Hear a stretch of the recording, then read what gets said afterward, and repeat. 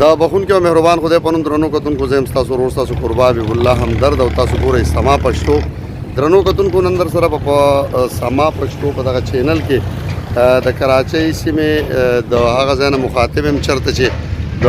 مهو یا د مچلو کاروبار کېږي او دغه خلک چې دی دغه مهي چې دی په دغه لانچونو کې نسی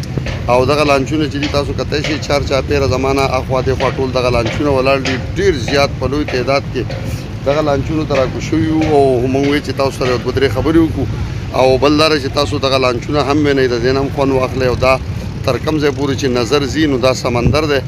او په دغه سمندر کې چې دی دغه لانچونه ولاړ دي چې په دغه کې چې دی په باقاعده توګه دغه مهي نیول کېږي او دغه مهي چې کله ونیول شي نو دا بیا راوړی کېږي او دلته کې بیا یو لویه منډای ده چې هلته بیا خرڅېږي دغه منډای د سره هم شریکوم مایک نشته څوک ملګری هم نشته یوازې یم او په فرنټ کیمره باندې تاسو دپاره دغه ښایسته پروګرام په دې هیله ډکومه چې تاسو به ډېر زیات خوښ شي تاسو به لیدلي وي هسې هم چې دا یو ډېر زبردست یو ډېر لوی کاروبار دی او د دې سره په زرګونو په لکونو خلک تړلی دی چې دغه مهي نسي او دا بیا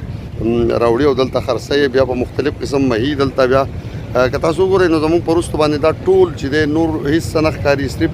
لانچ په نظر راځي چار چاپېره دغه لانچونه دي او دغه لانچونه دې ځای نه چې دی ډکېږي وځي د دې کراچۍ دغه خلک پکې چې هغه دغه لانچونو کې وي او دوی دغه مهي چې دی هغه رانسي دی او کاروبار دی د دغه خلکو د یو زمانې نه موږ ښکته راکوشوي وو په دغه لاره باندې او بالکل په دغه اوبو په منځ کې ولاړ یو چېرته چې دا لانچونه ډکېږي تاسو کتای شئ په دغه لانچونو کې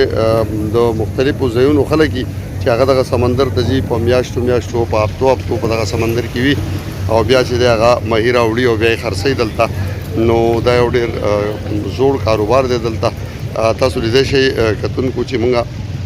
زموږ په وروستو باندې یو دوه درې نه لس نه پنځه نه بلکې بېشماره چې دی هغه لانچونه ولاړ دي دغه یو لانچ زما وروسته که تاسو ګورئ دغه هم ډکېږي او اوس به چې دی د دغه ځای نه روان شي دا د کیاماڼۍ هغه سیمه ده چې چېرته چې دی دا د مهو دا کاروبار کېږي کتونکو هیله لرم چې تاسو به د ډېر خوند واخلئ ډېر ښایسته به راته ښکاره شي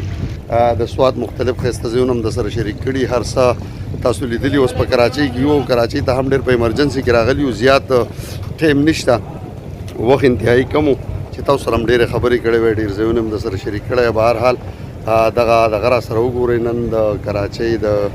کیاماڼۍ دغه پورټ او دغه د مهو چې کوم دغه بلا شی کومې چې لانچونه ولاړ دي دغه لانچونه په نمبر باندې یو لانچ چې دی هغه روانېږي او ځي تاسو به ته ډېر زیات خوند والئ د ښایسته به راته ښکاره شي درنو کتونکو وړاندې ځو کوشش کوو چې یو څو د مهو ځایونه راته هم وښایو ځکه چې ډېر شی مهي خرڅېږي نو دغه مهي به راته هم وښایو د دغه مهو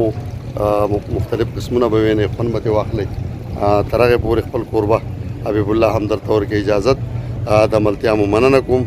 چېرته چې ښاد اوسئ آباد اوسئ بریالي اوسئ د لوی الله په امان